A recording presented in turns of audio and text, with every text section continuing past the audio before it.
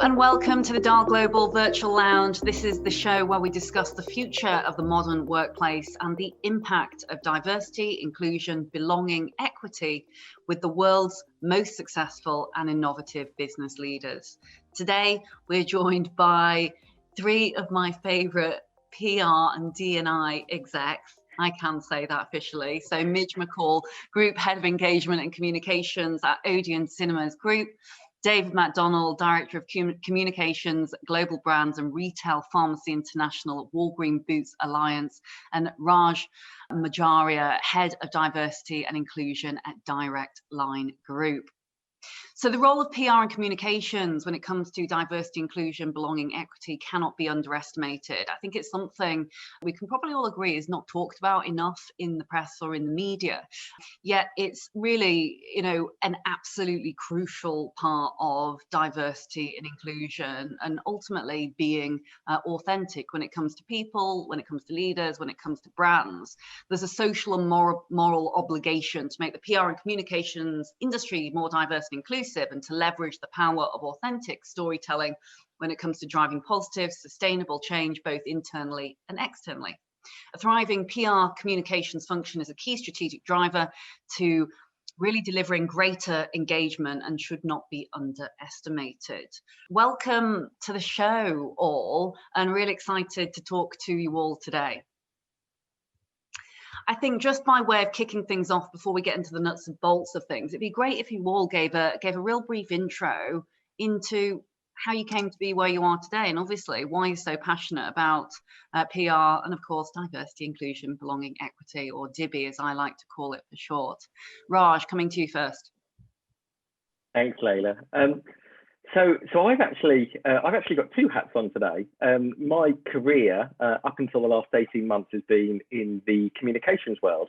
So I've worked in the communications world, primarily internal communications, but actually from everything from campaign launches, helping colleagues to kind of connect with business strategy, and enabling leaders to be kind of more authentic. And 18 months ago, I took on a new opportunity within the organisation I was working at, Direct Line Group, leading our diversity and inclusion agenda. And I guess for me, there's so many parallels between the two around how do you create the right culture and environment in the organisation where people can deliver their best. So I think for me, I've kind of got two hats on today, my experience from the comms world, and I think the work I've been doing over the last 18 months in the diversity and inclusion space. Wonderful. Thanks so much, Raj. And it's amazing how two are intertwined, which I know we'll talk much more about very shortly. Midge.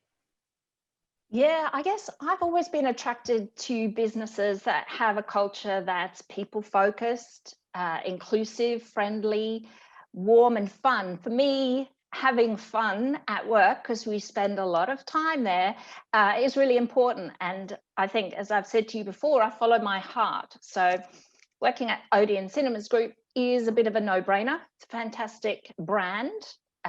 We do good things. We inspire people with entertainment experiences. So for me, it's about how can we be more inclusive? How can we reflect the people who work in the business, the communities we live in, and the guests who come into our cinemas, either by showing great films or starting conversations or whatever it is, particularly for me as a comms person, opening up the channels and connecting people. So it's been a long and crazy journey to get here. And yeah, I'm really happy where I am. So I've landed on my feet. All the way from Australia as well, Midge. That's right. It's looking pretty sunny and appealing right now, though. I know. And last but never least, David. Thanks, Layla. Well, my love of communication stretches back about 20 years, and I think I started off with a passion for media relations and storytelling back then. But like Midge and Raja said, I think this, the importance of comms, in every business has just gone up the ladder like we've never seen before. The collaboration with HR, diversity, the whole business to both drive business reputation and make employees happy at the end of the day and make them feel like they belong, or make them belong. has just, wowed me beyond belief, and is kind of where my passion for the industry is at the moment. And like Midge said about Odeon, I work for WBA, Walgreens Boots Alliance, and I just love getting up every day and helping people live happier, healthier lives, and it all sort of knits together quite nicely.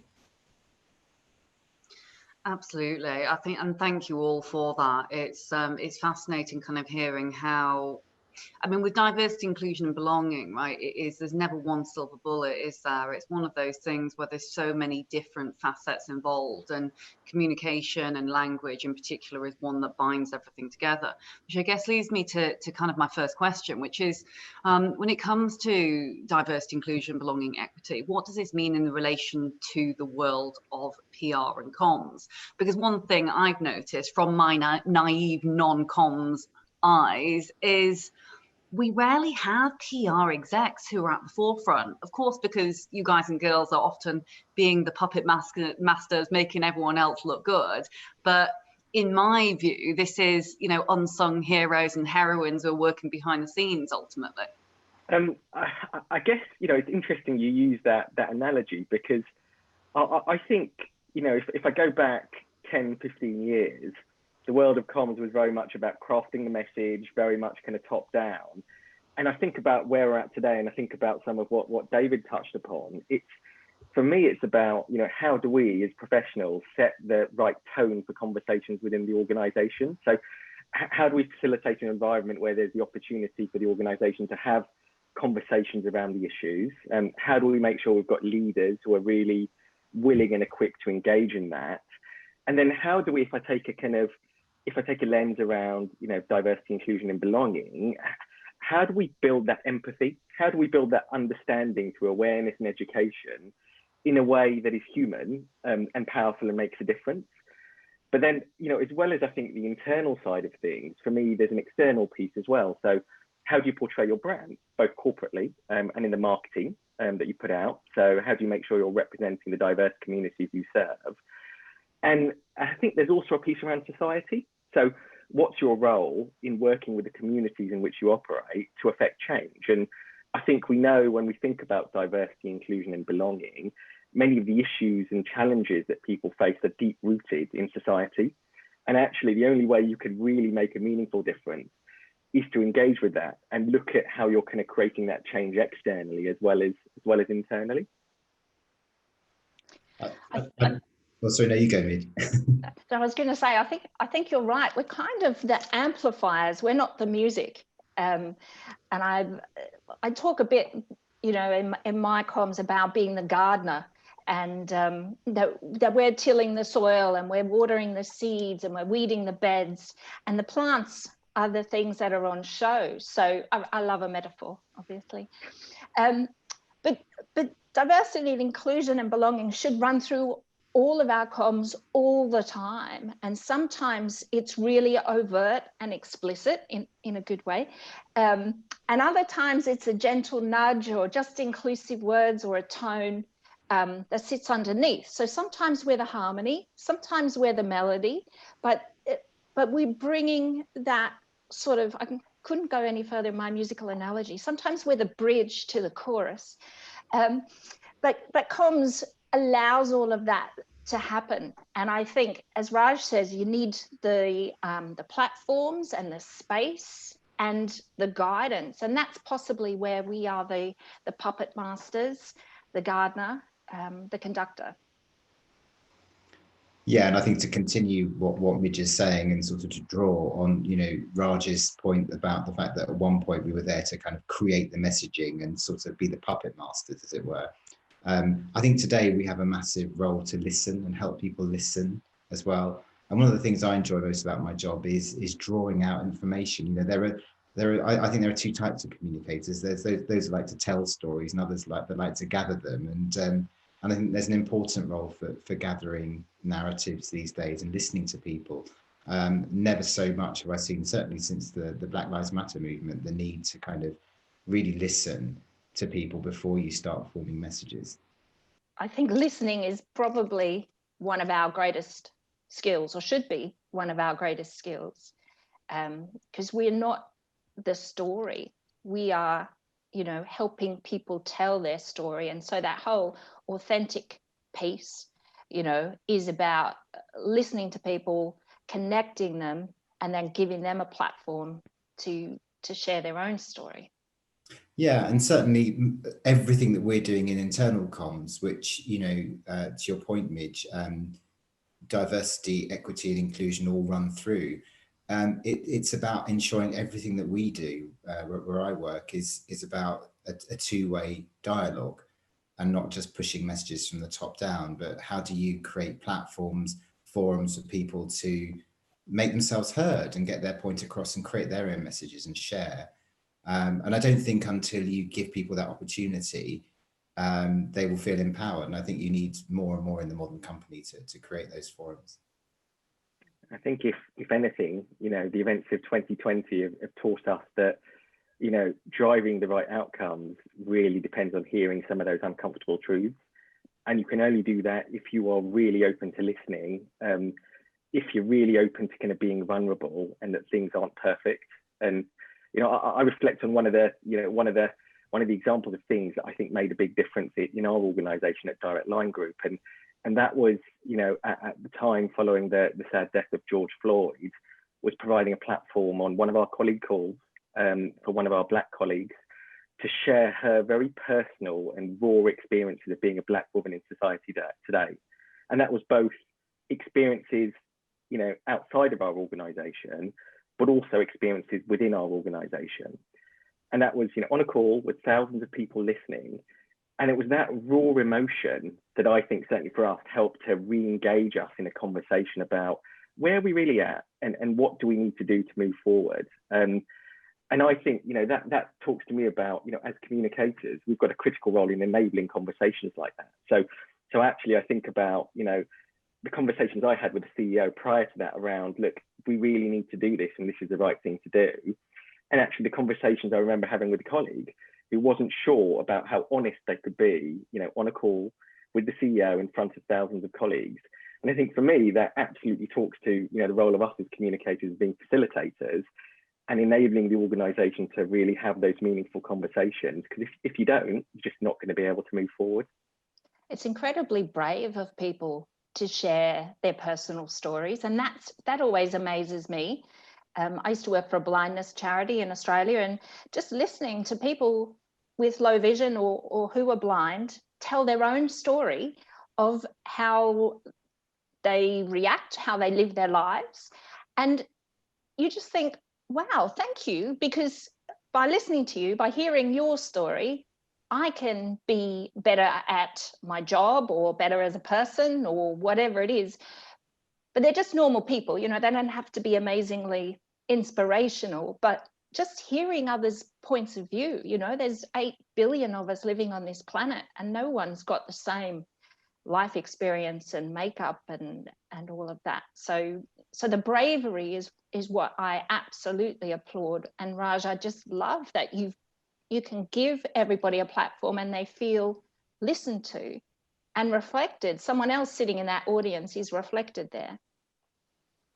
I love that you've all brought up similar things in different ways in terms of the empathy, the bravery, the fact that you as facilitators, which I think is fascinating, almost over the years as this evolution of PR and communications has grown from the previously telling or spinning stories or whatever the terminology may be, through to actually listening, having true empathy, being able to actually bring people almost out of their shells enough that they tell the real story of how they've had certain experiences or come to be where they are today, etc. But ultimately, what it seems you're all saying is it's amplifying those messages and talking more prolifically about the great things that are already there, which I guess is a nice segue into, you know, another subject, I suppose, which, you know, again is interlinked, and that is, you know, what kind of actions have your organizations, or even you as individuals, because I know each of you have got fascinating stories as well, what kind of actions have you taken to ensure that we're continually moving this non-stop dial for any or all facets within diversity, inclusion, belonging, equity. And I know it's been a very unusual time, of course, of late. It's certainly not been business as usual. You know, if I think of the last 12 months, what a year it's been. Like, I don't think, you know, any of us would have thought that, you know, 10 months after the start of the first lockdown, we'd still be contending with, you know, changes to the ways of working, with the virus spreading at such an exponential rate. And, you know, we know that it's made a big impact on diversity and inclusion in society by reinforcing kind of lots of pre-existing inequalities, whether that's the disproportionate burden of caring responsibilities borne by women, the health impacts experienced by ethnic minority communities, or kind of the divide between those people in higher versus lower income roles where they can afford to work from home, they can afford to self-isolate, and others who can't, who are facing bigger kind of health risks as a result. And I think, you know, there's two things I can talk about that we've done at Direct Line Group that I think have really enabled us to move forward, you know, in the last 12 months. The first one is an external piece. And we launched a new vision in 2019, and that was very much about, as an organization, you know, being personal, inclusive, and acting as a force for good. And the events of last year really kind of tested us in terms of really putting our kind of money where our mouth is. And it's very easy, I think, sometimes to have these, you know, visions and purposes that are kind of, you know, that are built in the corporate boardroom. But then it's another thing actually making them real, actually living them and breathing them, and making sure they're driving the kind of decisions you're making as a business. And one of the debates we had, and one of the things I'm most proud of is, you know, we actually launched a community fund last year, first time we've ever done it. And we said, we can see that COVID-19 is having an impact in the communities in which we operate. As a business, through the nature of what we do, we haven't really been affected, you know, by COVID-19. Our people very much have, but we are still resilient. We're still trading. We're still doing well. So this is our opportunity to give back and actually look at how do we support those communities who are experiencing challenges, whether that be, you know, whether that be left behind groups, whether that be families that are struggling to afford food and pay their bills, or whether that's people who are feeling isolated. And by involving our people in that activity at a time when actually, you know, it wasn't great, there was lots of not so great things going on, it's boosted us, it's given our people a lift, and it's given them the opportunity to get involved in things that make a difference. I think the second thing is an internal piece where actually we ran our first ever in-depth survey on diversity and inclusion. So we've previously kind of, you know, we've done listening sessions, we've sought to kind of understand, but I'd say we've never really gone deep, never really gone really deep. So we ran our first ever survey. We went particularly deep. We looked at those results by community. And I think that was quite a cathartic moment for our business, because actually, you know, the results that we shared in a very transparent way, I think acted as validation for many colleagues. And we're a business that's got super high engagement rates. We're in the Sunday Times top 10 big companies to work for. So we had this sense that, you know, it's a great place to work. We're doing really great things. But it's only when you get under the skin and you really listen that you understand where you've got those pockets of challenge. And that's acted as that's kind of reignited that passion within our organization, within our senior leaders to help us move forward and probably move from, I think in some instances, probably what was passive support to really active support. Yeah, so, well, there is so much stuff going across the whole of Walgreens Boots Alliance, both, well, all around the world. And we have a number of business resource groups which cover every community you could think of, and empowers employees to get together and support. More personally, within the area that I work, we have created specifically, and we've been talking a bit about race, and we after the events of last year, we established a racial equality movement action board. And the board got together to listen, and we created a load of listening groups to, as we've said, understand and get to the bottom of, you know, how people felt that we needed to change, what we needed to change, what we needed to keep doing better. And some of the stuff that Raj was talking about, we saw the same. We had employees speaking in public, very, very passionately and emotionally, and as I said, it created this idea of a racial equity action board, created a movement. And we've made a load of commitments, a load of activity that is in our kind of day-to-day being now. We're reviewing our brands, brand by brand. How do we stack up?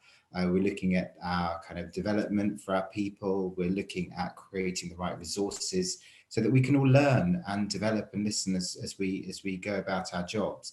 And we're actually in the middle of creating our first quarterly summit. So we've committed to the team that we're going to create a period of 2 weeks every quarter, where we'll be bringing people in for events so that they can listen, they can learn, interact, feedback, and talk in a safe space. It's completely changed the way that we shine a light on these issues, and I think it's having a very positive impact on our culture as a company. And of course, you've got diversity and, well, you've got inclusion as an additional pillar as well to the WBA organisation, which I think is wonderful. And I mentioned that one specifically, and Raj, obviously some fantastic points there as well, is because I'm seeing not only a trend, but this is an opportunity for organisations, you know, large global organisations to actually, you know, as I think you'd said before, putting money where mouths are, and actually putting it head above the parapet and labeling it as what it is. That is one of our key strategic pillars. And I think what you're seeing is this almost groundswell of, you know, communities, customers, stakeholders across the piece. If you're not doing that, you get called out for not doing it. So as well as being the absolute, there's this sense that it is the right thing to do. People who work for organisations want to work for organisations with purpose, but those organisations that don't make the right decisions, don't do the right things, they're being called out from stakeholders all around. And I think if you have a young employee base, so our colleagues are many of them are relatively young, silence doesn't work for them. You know, for the older generations, that if you were silent, that didn't mean consent. Thomas More, it actually was okay to be silent, but still supportive. And young people don't want silence. You need to make a stand, you know, you're for or you're against. And I find that refreshing and really interesting. So we're in a slightly different position because our cinemas have been closed, open and closed many times over, and we're currently quite closed across our 9 countries right now. So with all our people on furlough, we're really thinking about, okay, how do we think about people's headspace and the timing of comms, and making sure comms is accessible and digestible in their own time. You know, if they've got kids and they're actually not getting down to looking at their emails or workplace, we use online social media, until 10 o'clock at night, it still needs to be available to them there. So it has to be easy to find, consistent and regular, which it always does in a normal world. But I think I've been thinking and helping guide some of the people here on how do we rethink our comms and our channels in a world where our people are on furlough and they're not, you know, 9 to 5 sitting looking at a screen. So so that's evolved, and that has a big difference on the role you're doing, your age, you know, all that kind of thing. I think there's some really interesting points there, and as you allude to, you know, with us having an ever increasingly, you know, younger workforce in specific, you know, it's the channels, it's the different consumption methods of digesting that media, I guess. And you know, as you'd all alluded to before, I think there's definitely less places to hide almost for organizations, because things are so readily available online.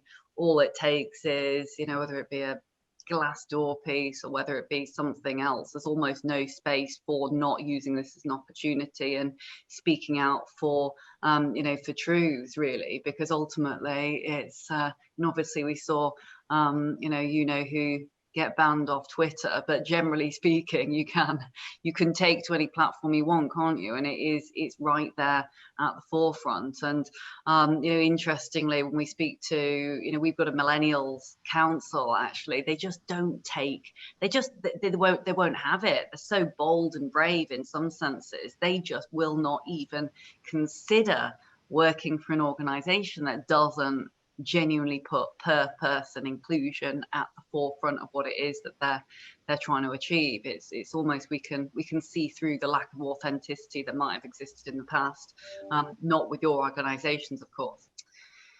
And I guess being conscious of time, because I know that I could sit and talk to all of you all day, every day about inclusion and comms, but I wonder, because we've covered everything from kind of empathy, from facilitation, now comms as a facilitation tool, from being able to give that platform, I guess, to others.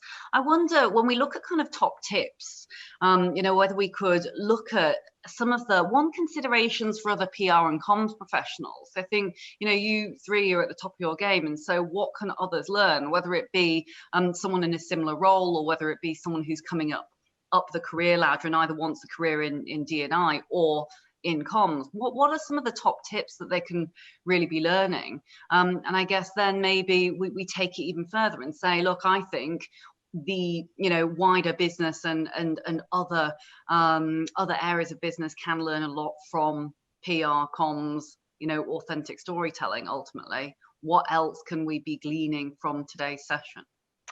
I guess something as an Australian living in the UK, and actually I have Scottish and Irish and English forebears, so it's not like I'm even that different, but don't assume everyone will understand your cultural references.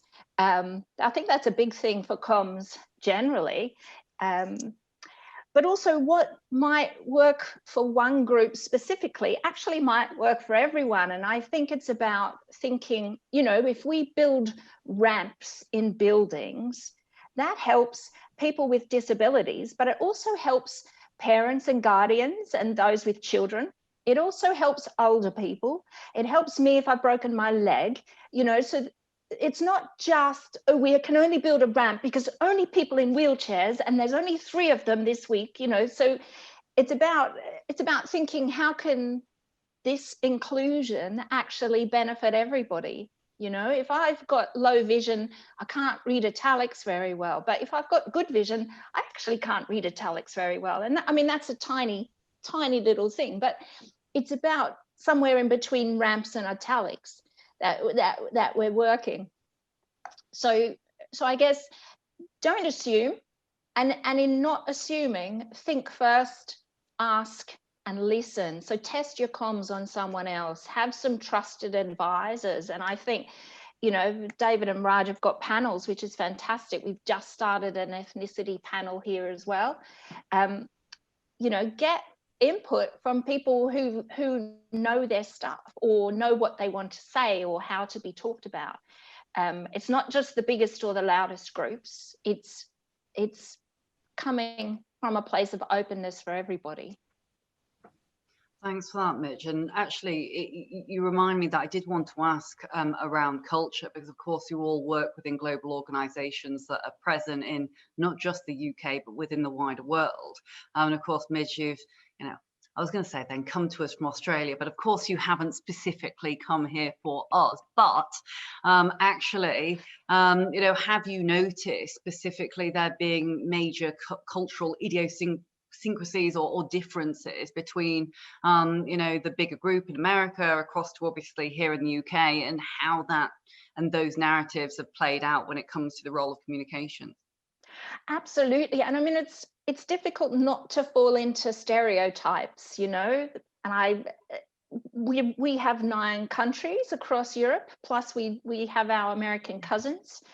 Yeah, so I don't want to fall into stereotypes, but sometimes there's a shorthand that actually the people in Southern Europe will like their comms this way, and the people in Northern Europe prefer this approach, and the people in the UK and Ireland prefer a different approach. And within those regions, there's 6 countries in our Northern European region, and four in the Southern Europe.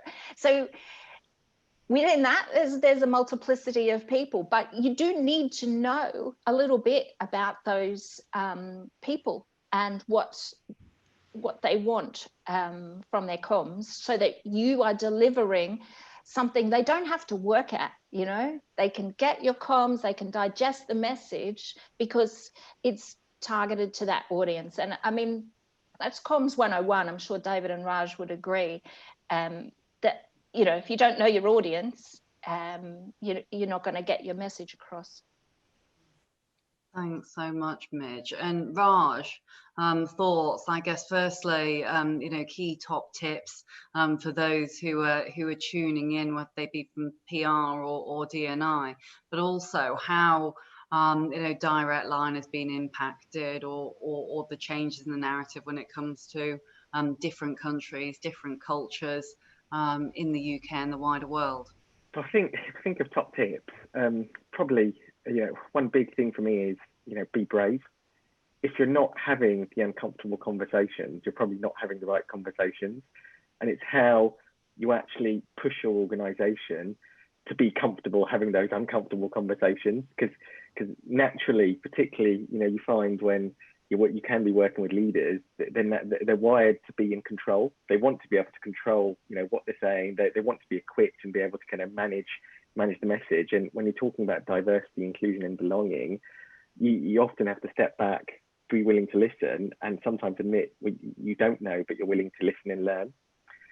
I think in terms of kind of thinking of different cultures, whilst we've got offshore operations in South Africa and India, we are now primarily a kind of UK-based insurer. But one of the things that I would say in terms of kind of understanding those differences is, if you work at the grassroots level of your business and actually use your people to inform the things that you're doing, that's what helps you pick up on some of those sensitivities, some of those things you might not otherwise do.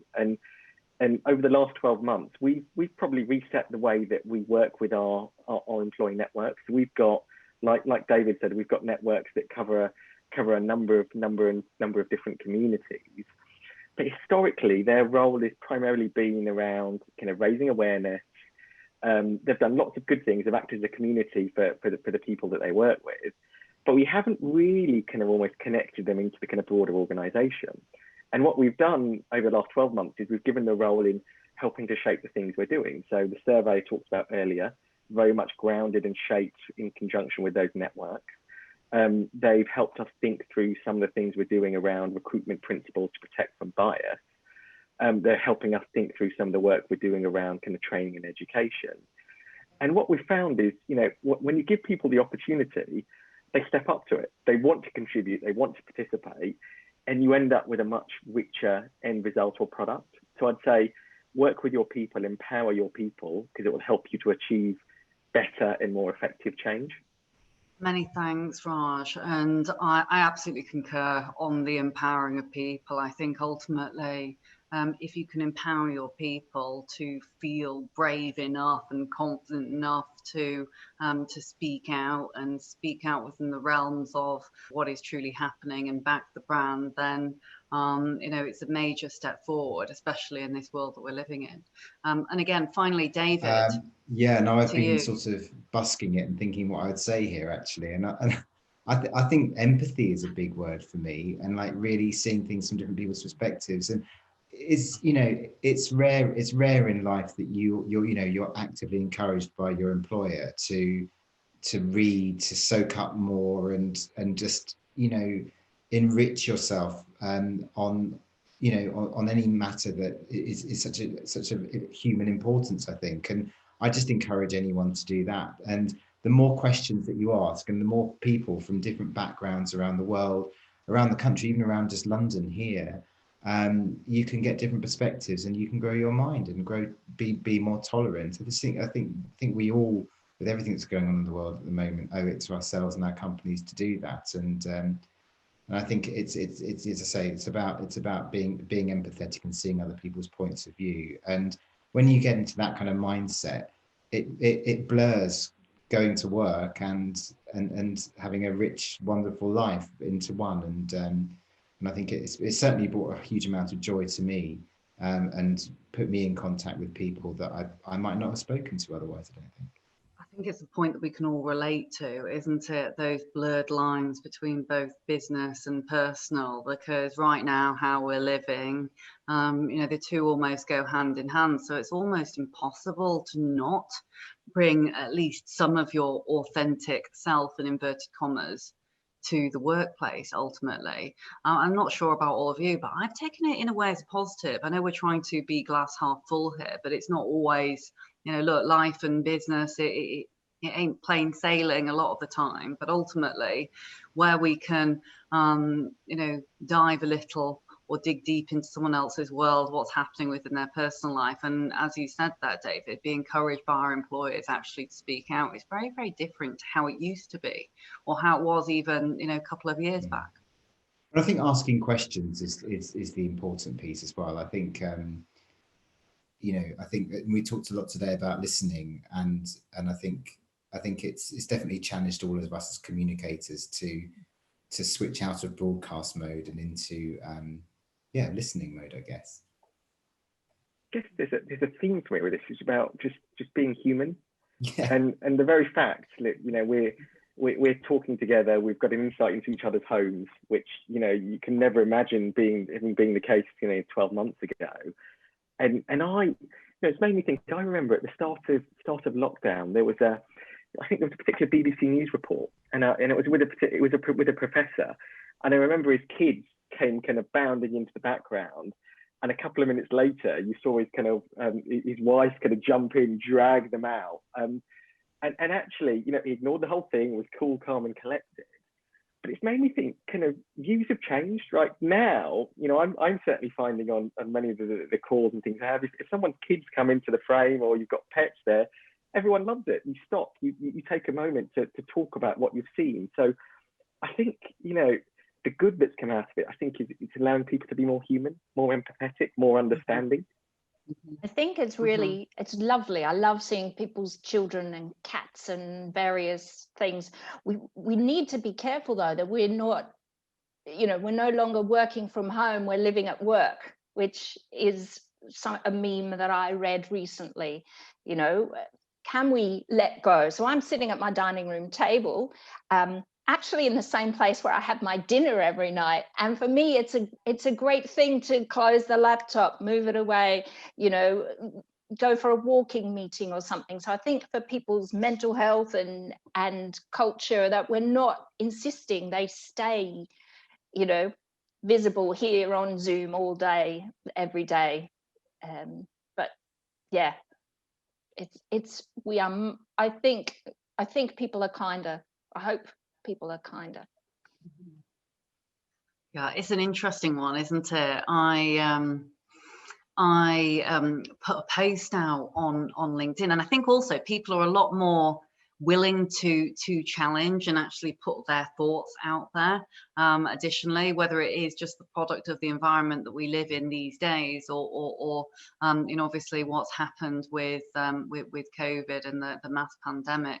But I put a post out the other day saying, I see, it wasn't like this. I did articulate it far better than this, all of you. So don't worry, I did have my comms hat on when I was writing my article. But I put, my small team that I have here at Dial, it's like a family. Anyway, so it was words to that effect, and I'd written an article all about it, much with many other things. And there was a lot of positive pieces that came back, and people chit-chatting as there is on social media forums these days. But one person had come back interestingly and said, similar to yourself in a way, Midge, but it's, we've got to be really, really careful about calling people at work our work family, because actually, where do you ever then bridge the gap? And if something happens, or whether there's redundancies or whatever there might be, do you then find yourself in a situation where actually you haven't got your family, in inverted commas, around you, and it becomes even more traumatic than it was, beforehand? And it was an interesting challenge. Like, I didn't actually necessarily agree with it, because the way I see it is, well, ultimately there's going to be good or bad news, or, you know, impartial news at some point. Well, isn't it better to have built long-standing relationships with those individuals in a different way? But I did also see the point that actually, you know, you get too close, you're, you know, zooming in your kitchen. I'm in my lounge and I can't even be bothered now to move the desk out, because I'm like, oh, I've just got to move it in every day to, to come back on calls. It's like, question mark, what's the right or wrong really, or is there not one? I don't know. I don't know if there is a right or a wrong. I know people don't like the word family in some cases. It depends if you have a good family life, I guess.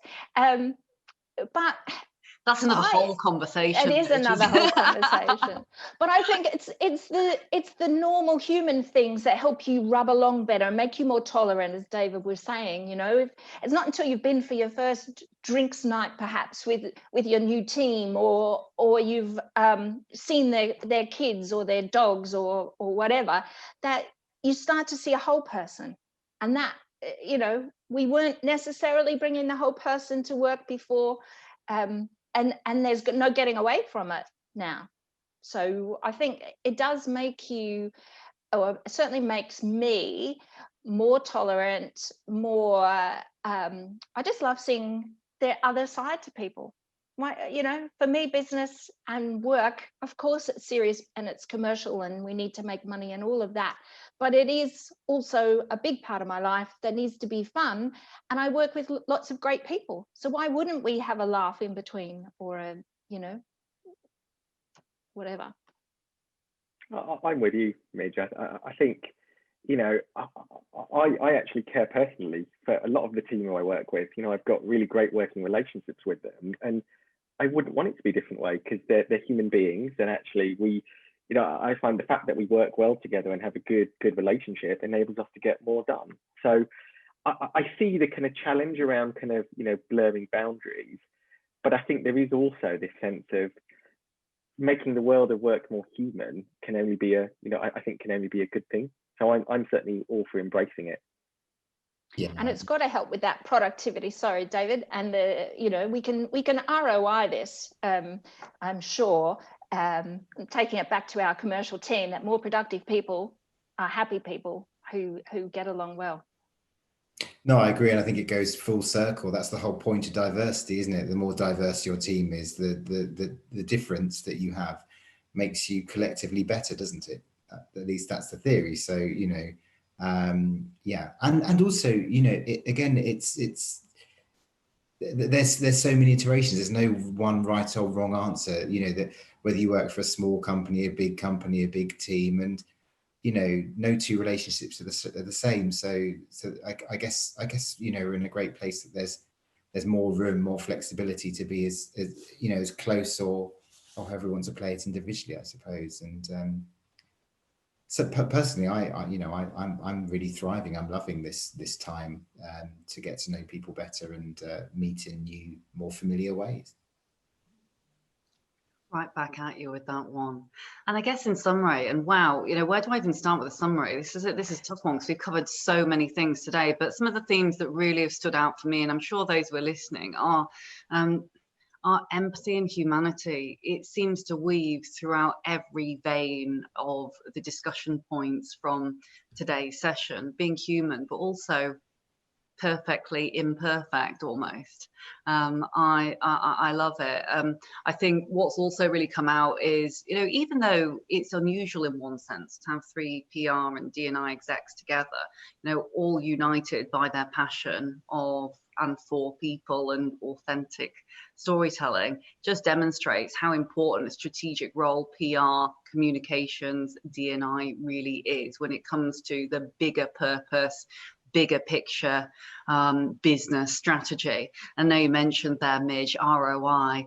Ah, goodness, we all love a good ROI, don't we? But it is tracked back. It is one of those things that ultimately people, businesses can't do without in the future. And as cheesy as it may sound, I really do think that the future of good work and good leaders will be those places or people that are led with the heart, because it's the one thing that can't be replicated ultimately by digital technology, or at this point as we know it at the moment. Alexa can't yet replicate us exactly, but it's critically important. On a final point, because I know how busy you all are and probably running off to other meetings as we are in this kind of constant back-to-back domino Zoom world, but I particularly enjoyed some of the conversation about almost utilizing PR as a function, as a facilitation piece, and how the trends, as all of you have been within this world for last decade and more and beyond within the UK and other countries, is that the trends have moved a lot further towards this bringing out what's real and what is there already. It's that honesty, it's that transparency, far beyond the stereotypical world of PR as a spinning a story kind of thing, you know, really quite the opposite. And I think that's just absolutely brilliant. So lots and lots of learning points for everyone who's been listening today. Don't worry if you missed anything, you can re-watch, you can re-listen, everything will be on demand, www.darglobal.org. But we've been joined today by David, Midge and Raj. All of the show notes will be in the session, so you can pick out the key learning points and re-listen and watch at your leisure. Thanks so much for joining me, and look forward to seeing you again soon.